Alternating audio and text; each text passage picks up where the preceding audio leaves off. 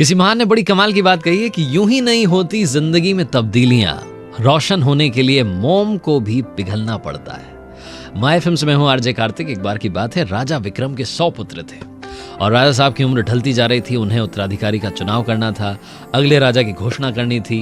वो चाहते थे कि ऐसा राजा हो जो प्रजा का ख्याल रखे, प्रजा भी खुश रहे, राज्य का विस्तार भी करे। कुल मिलाकर के एक अच्छा राजा वो चुनना चाह रहे थे। लेकिन 100 राजकुमार थे, राजा साहब सबसे बराबर प्यार करते थे, रानी भी सबसे बराबर प्यार करती थी। एक का चुनाव करें तो करें कैसे? राजा ने एक तरकीब सोची और उन्होंने कहा कि सारे राजकुमारों से कि आपके लिए भोज रखा गया है, आज शाम में आप सभी को पधारना है। सारे राजकुमार पहुंचे। राजमहल के सामने जो प्रांगण था वहां पर भोज की तैयारियां की गई। 56 पकवान वाली थालियां मंगवाई गई। सब राजकुमारों को बैठने की व्यवस्था की गई थी। सब आकर के बैठे। राजा साहब उस भोज में नहीं पहुंचे, झरोखे से वो सारा सीन देख रहे थे। तो जैसे ही भोज शुरू होने वाला था, राजा के सेवकों ने कुत्ते छोड़ दिए, शिकारी कुत्ते वहां पर छोड़ दिए। अब कुछ जो राजकुमार थे गुस्से में खड़े हो गए, शिकार करने के लिए निकल पड़े उन शिकारी कुत्तों का। कुछ जो राजकुमार थे वो डर करके भाग गए।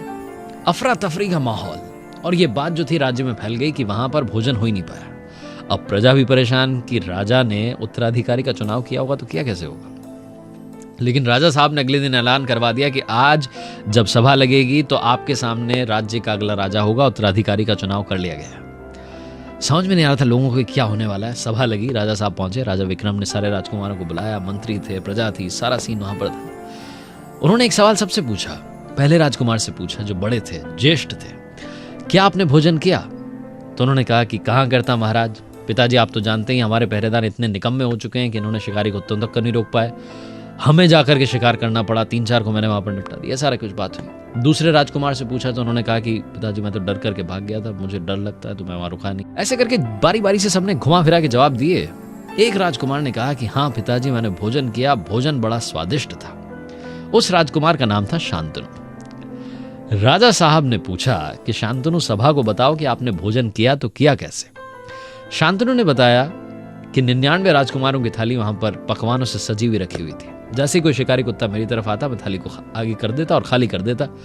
जो शिकारी कुत्ता था वो खाना खाने में बिजी हो जाता, व्यस्त हो जाता, और इस तरीके से मैंने अपना भोजन अच्छे से तरीके से कर लिया, स्वादिष्ट भोजन था। ये जवाब सुनकर के सभा में तालियां बजने लगी, गड़गड़ाहट हो गई तालियों की, और राजा साहब ने ऐलान कर दिया कि अगले राजा का नाम है शांतनु। ये छोटी सी कहानी में बताती कि जिंदगी में हर किसी की समस्याएं हैं। असफलताओं का रोना रोना बंद कीजिए, प्रॉब्लम्स के बारे में बात करना बंद कीजिए, सॉल्यूशंस के बारे में बात करना शुरू कीजिए। आपके आसपास ही कहीं सॉल्यूशंस हैं। अगर आप चाहें तो आपको आसानी से वो मिल सकते हैं। इसीलिए कार्तिक आपसे कहता है, कर दिखाओ कुछ ऐसा कि दुनिया करना चाहे आपके जैसा। और याद रखिए, अगर आप कुछ अच्छा सुन रहे हैं तो आप माय फिल्म सुन रहे हैं। चलो आज कुछ अच्छा सुनते हैं। हर सोमवार सुबह 9:30 बजे मेरे पेज पर एक नई कहानी।